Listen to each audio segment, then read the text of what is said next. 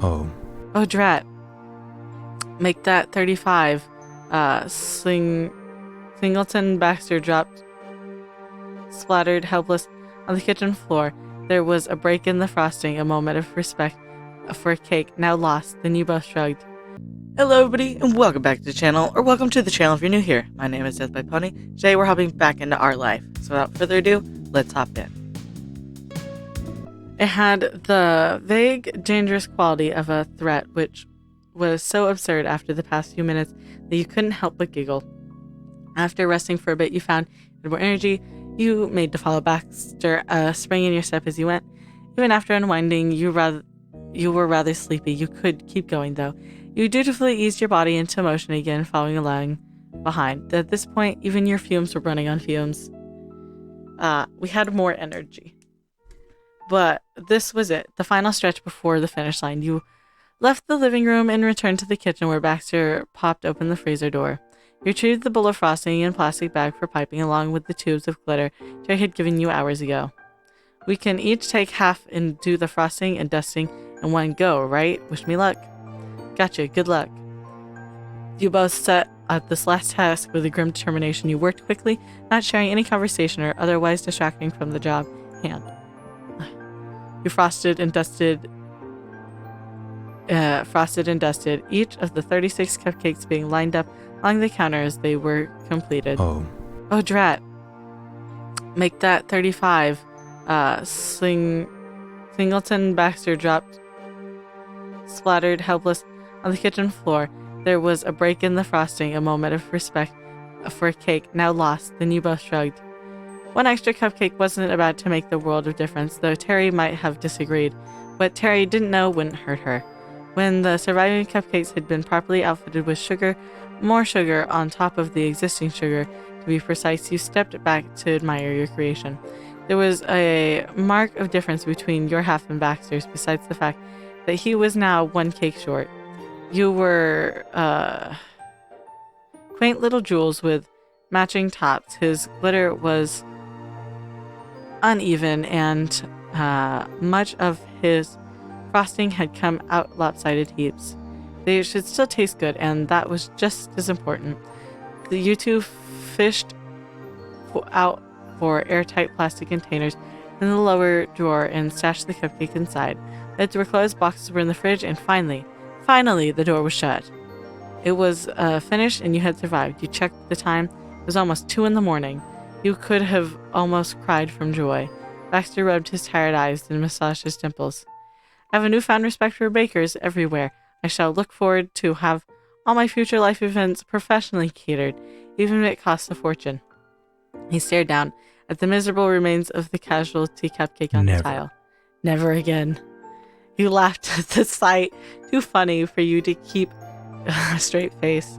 Ignore the mess. I can take care of it.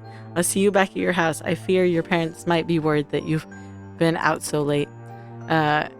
You reassured him that it was fine. Your moms knew you were just across the street, and you said it might take a while. You weren't concerned. Baxter was relieved to hear it. The journey home was a blur, a disconnected sequence of images. As promised, Baxter walked with you down the steps of his condo across the road. You remembered the stars twinkling overhead, the clap of your shoes on the asphalt as you skipped along. You ambled through your childhood home in the dark, feeling distinctly alone. You counted the stairs in silence, tiptoe into your room, approached the bed, and then... You jerked awake with a start. There was a loud knocking coming from your bedroom door. How are you? Kiddo, you awake? You were in your bedroom. You were pretty sure about that anyway, 80% positive at least. You were too drowsy to come up with a more creative place to be. Besides the basic and likely fact of existing in your bedroom, you found that you hadn't the faintest idea what was going on. You had a voice, right? You remembered a voice. Terry's phoned the house earlier, but you missed her. There was again your mom's voice, and you slowly blinked awake, realization came in stages. You recalled the events of yesterday. The live sensation swam in your memory, a frantic afternoon planning of shopping and sugar. You remembered the things that you and Baxter had decided not to talk about. At some point, you had ended up in your bed asleep, and you didn't recall setting an alarm. Terry said she'd pick you up by 7 this morning. So she was your wake-up call for the day. You threw the covers off, getting out of bed noisily, and could manage. All right, I'm up. Standing in the middle of your room, your mind blanked, and then you scrunched up your face really tight and allowed your brain to form a coherent thought. Miranda's birthday. It was Miranda's birthday party. You hastily changed into a fresh set of clothes and then tried to tame your bedhead as best you could, then raced downstairs. You bade your mom's quick farewell. Have fun. Have fun, sweetie, and say happy birthday to Miranda from us, Kay?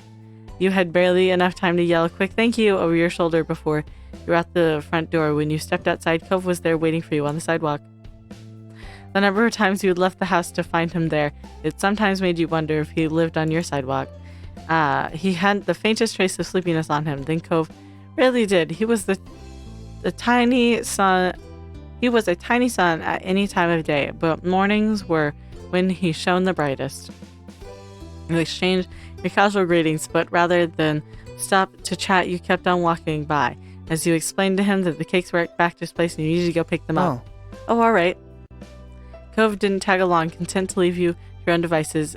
That made sense. He wasn't yet at the point of seeking out Baxter's company willingly, and wasn't likely to start right now. When you knocked on Baxter's door, it popped right open like your meager taps had knocked it off its hinges. Hi, Baxter. Nice to see you. Good morning. I've been expecting you. You had gotten that impression. He moved aside in the hallway, then let you pass, and you strode briskly into the condo. He followed you to the kitchen. You found the cakes in the container stacked on the countertop. Big day is, finally here. Excuse me. His composure had been broken with an enormous yawn, then the size you hadn't seen since the coffee shop. Hey, I'm just wondering, what time did you get to bed last night? Truthfully, I didn't make it to bed. You weren't surprised. Now Baxter was just like that. But you still felt a pang of guilt. You were putting him through the ringer at this party. It's not an issue. I felt rather rough after I finished cleaning yesterday and took the liberty of having a nice long shower. I also prefer to avoid going to bed with damp hair. But no sooner had I gotten dry than I realized I wouldn't be able to get any substantial amount of sleep before I needed to be up again anyway, so I stayed awake instead. Even so, maybe try a nap sometime later today.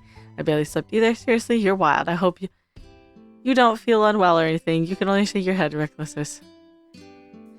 Even so, maybe try a nap sometime. I'll see what I can do. Now. Enough about me. Let's take these delicacies outside. Wait for Terry. She texted me earlier. Let me know she was on her way. I imagine you received a similar message. Terry had indeed sent you a message, although it was too early in the day to be hit with something. So many explanation points. How much sleep can she had gotten? He picked up the two of the waiting boxes, leaving you to carry the remainder out. You didn't linger, heading straight for the front entrance. Baxter came out behind you with the key. He had trouble with the logistics, eventually resorting to balancing the containers in one hand like a serving tray before closing and locking the door with the other. Back on the street, Cove was still loitering in the street down by the front gate, blissfully unaware of what the secret party planning committee had gone through for this.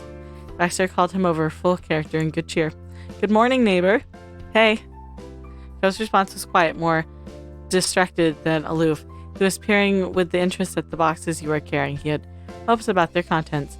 The plastic was kind of foggy and translucent, so it wasn't quite possible to tell what was inside, but Cove in tune that whatever it was edible. The boy was like a shark sometimes. See? My friend you are looking, a 30-ish to him, 35 of the finest freshly baked chocolate cupcakes with cream cheese frosting. Cove's face lit up by the word cake, as if he'd been offered one already. That's great. I believe Terry is also bringing a proper birthday cake from home as well. Cove smiled, grew even wider. You hoped Baxter was taking notes. The way to a man's heart was through his stomach. Wasn't a phrase that you suspected had originally been written about Cove. The promise of treats was far and away the most exciting aspect of any part, at least to him. Your childhood companion was so silly, you thought he'd proved you with most of a lifetime's worth of entertainment for free. In fact, someone had tried to pay you to have it. Those won't be the only sweets either. There's going to be a chocolate fountain too.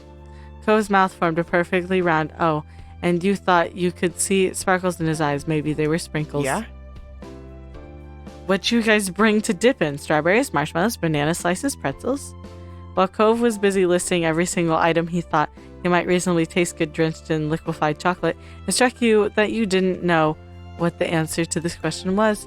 Was Terry handling that? Were you supposed to have thought of something? You exchanged nervous glances with Baxter, who shifted uncomfortably from one foot to another. Very not good. Baxter didn't have a clue either, which could only mean that you had never even discussed the matter with Terry yesterday. It was cupcake quantity quandra all over again. Your shoulders slumped. You had honestly never anticipated organizing a party would involve coordinating so many different things. Your mind simply couldn't keep track of it all. Seeing your distress, Baxter slipped into his usual mode of cool cucumberness. Let's think about this. Terry took the fountain home with her, so we can sensibly assume that she had taken charge of it, and by extension, the offerings to dip in the fountain. However, time isn't on our side, and luckily, luck has not been either. In order to be 100% absolutely crystal clear about the matter, we should text her and ask. Although, if she's currently driving, he trailed off, a hint of anxiety managing to mar even his carefully schooled demeanor. You all exchanged a new set of nervous glances. Cove jumped in this time. The problem was one even he could worry about. We should grab stuff. Our houses are right here, and do you know what Terry's like? If she knew what she was going to do, she would have said so already. Baxter inclined his head in agreement, bending down to place his box of cakes on the ground near the condo's front entrance. Then he straightened, pulling himself up to full height. Fine. We are going to our homes to retrieve some suitable samples. Terry will arrive, takes the venue, and there will be no further problems. His voice resonating with forceful air of finality. This was perhaps the closest you'd seen to Baxter losing his temper. Then he added an afterthought. Unless, of course, we are hit by a car on the way there. But quite frankly, I will be much too tired to care about dying by then. Let's settle this. He was right, it had to be done. You simply put down your box of cupcakes next to Baxter's, and then the three of you made a run for each of you going separate ways.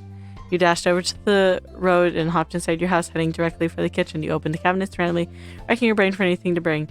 What would go in chocolate fountain? You wish you'd paid more attention to what Cove had been saying earlier, but you did remember to swipe a bunch of ripe bananas off the counter.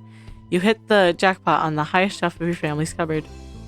Back outside, the three of you examined your spoils, impromptu raiding party, and there were several types of assorted fruits, marshmallows, some cookies, pretzels, and a box of granola bars. The last item, one of Cove's, had Baxter chuckling under his breath. Not bad. I have to say, I've never heard of granola bars being dipped in fountain before, chocolate or otherwise. Hey, would you rather have brought protein bars instead? No, this is good. It will be a novel addition, not to mention easy for people to hold with a utensil beside. I hardly contributed at all. He gestured a little timidly at the bag of salted pretzels, his sole addition to the haul. It was what he had to bring. You'd save the day by finding your mom's and Liz's special treats, 3 types of cookies, and big marshmallows. They'd have to sacrifice for this event, as everyone else did. Right, I brought some bags along to put everything in. I can carry those while you two handle the cakes. You and Baxter both praised Cove's quick thinking and gratefully dumped everything into the bag he held out. Then you gathered up the boxes of cupcakes. You mingled about, making idle conversation about the upcoming party and trading some anecdotes with Cove about the baking process from last night before. It was especially mournful to hear about the accident that had claimed the 36th cupcake. But soon there was the telltale sound of a vehicle approaching. The speed of Brooks' van pulled up alongside you, and the horn honked loudly in greeting. Terry had arrived. You could see the enormous grin on her face, though the front windshield. She enthusiastically struck her arms out the driver window and waved. Cove beamed and waved back. Right. I'll get the door. He pulled open the sliding side door and jumped inside, striking up a conversation with Terry immediately, who clambered in after him.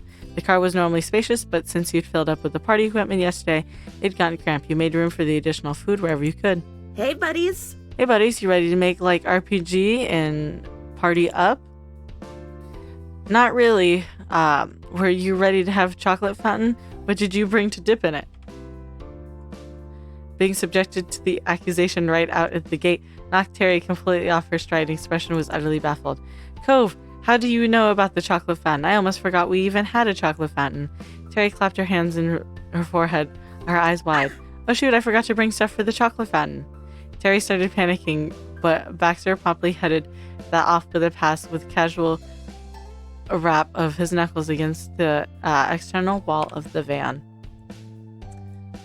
He leaned in through the side door, having stopped short of climbing inside after you and Cove. No need to worry about it, Terry. We thought that might have happened, so we took the liberty of bringing along some offerings of our own. You guys got the goods? Of course. Yep, right here. Cove held up the one of the bags of extra supplies he was still clutching, jingling it excitedly. Terry placed hand heavily to her heart. Crap, you are my saviors, but don't scare me like that. I thought the party was a bust. And do you know how many times I've thought that in the last 12 hours? You're so lucky you're not doing this by yourself, Terry. Where would you be without us? Where would your fountain be without us? Oh yeah, you got that right. Remind me to treat you to something once this is all over. Deal. What? Hold on, you barely did anything yet, Cove. So? He's present now, and it was thanks to him we realized that what was amiss. Cove speaks for us all, and I think you have yourself a deal, Terry. Fine. Slowly but surely, you felt some of the stress from last night several hours fade away in the company of your friends. Maybe this whole thing would work out alright in the end. Baxter gently tapped the side of the vehicle again and grabs everybody's attention. Does that sound alright? With that safely out of the way, I'll part with you here. I'm going to drive along behind in my own car if that's alright. Okay, sure, that's cool with me, man. Terry didn't get what Baxter was doing, but she wasn't about to start raising objections. A brief glance at the two of you confirmed that neither you nor Cove had a clue between you either. Splendid, I'll see you very soon.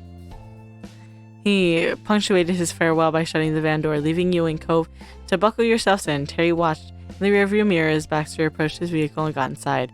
Once he'd fastened his seatbelt and flashed her a quick thumbs up, she put the van in drive and pulled out. Baxter followed suit, and the four of you were off. You sat with the box of cupcakes stacked precariously in your lap, your arms wrapped around the sides to prevent the towering from toppling over. You were hyper-aware of every last dip and bump in the familiar road, like you'd never been before. As you went along, Terry laid out the plan for when you arrived. Alright. So the idea is to make sure we get the snacks and drinks and stuff ready first, in case we're missing anything or anything else. Then we've got to decorate everything as fast as physically possible for noon, basically. That's when people should be starting to show up. We're going to order some sandwich platters and big salad bowls and stuff on delivery. Those should be there for people to eat along with the cake, sort of like a late lunch. Oh, and by we, I mean Randy's mom and dad. We're off the hook for that part. She threw her head back and whooped with glee at the sound. It was pure and clear as the morning. You felt her infectious enthusiasm. She continued. Anyway, Randy doesn't want to have a party drag on forever, and we'll need time to clean up before the place closes. So we're going to wrap things up with the event before dinner. Then guests are going to... when the guests are gone, we'll have until 10 before we get kicked out of the room. Now, I won't sugarcoat it or even chocolate coat it. Team, it's going to be another long day for us. Just don't forget, Randy's going to be amazed, and it'll all be worth the effort. I just know it. You closed your eyes and leaned back against the seat of the van. Terry was speaking the truth about all of it, and it was going to be another grueling day. But you had your friends, and you were grateful to be huddled in the back of a van surrounded by a mountain of bags and 35 cupcakes in your lap. Be alive to be there. You might have been in some danger of falling asleep again, sitting down for too long. Before you nod off, Terry was parking the van in the lot outside the large building. It looked like it hosted generic offices rather than parties. You couldn't judge a book by its cover, apparently. We're here, everybody out. On command, you, Cove, and Cove dutifully climbed out of the van. Baxter was pulling up in his car, having managed to stick close to Terry the whole way. When your group had reassembled, there was a brief re-exchange of greetings. Terry wasn't in the mood to dawdle, clapped her hands together. Time to get moving, people. We got a whole party truck to unload. Aye, aye, Captain.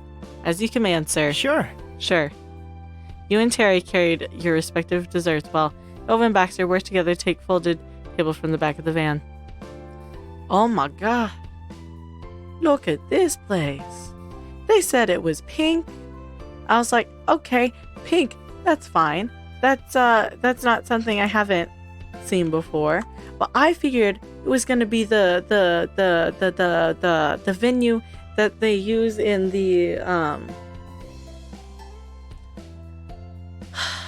which I forget which story it is, but the volunteer one where they go out dancing and it's a fun thing. Well, not dancing, but they have the volunteer event. But damn, this place fancy. Terry led the way to the rented room. You peeked your head around the cupcake container and got your first look at the party space. It seriously was perfect for this, and exactly as Terry had originally described it. Shiny, pretty, and pink. On Terry's direction, the boys put the table down in what would eventually be the refreshment section of the party. They extended the legs and flipped it upright. Once it was on stable feet, Baxter was quick to cover the surface with one of the golden tablecloths. It was ready to go. Ever so carefully, you set up your plastic chest of bejeweled consumables down, with the opaque lids came off and revealed the frosted tops were still intact. On closer inspection, you could tell a few cupcakes on the left side of the container were slightly smooshed, but the glitter coating hadn't rubbed off, so no one else would notice the imperfection. Ah! Terry's gleeful explanation came from over your shoulder. She'd caught sight of you and Baxter's handiwork. Very nifty. That's what I'm talking about. The white cake with bits of rainbow confetti in her hands was one element that was out of place with the theme. It was entirely unglamorous, a relic of more childlike birthdays. But that's why you were certain Miranda would adore it. She hadn't completely outgrown old favorites. Terry put it next to the cupcakes and gave you a big thumbs up. You had everything you needed, and the biggest potential disaster had been avoided. You focused on the rest of the preparation work with confidence. A whole secret party planning committee went for another run of supply to gather. Another table, piles of plastic bags were brought into the venue. On the third round, everything had made it inside. You carried a red cooler filled with chilled sparkling cider. Terry hid that under the covered table until later. More cider, I guess. I hope you enjoyed today's video, and if you did, remember to hit like. That way I know you're enjoying the videos I'm making. Remember to subscribe. That way YouTube brings you back here to see what's next. And I won't take up any more of your time. I hope you have a good day, and I'll see y'all next time. Bye.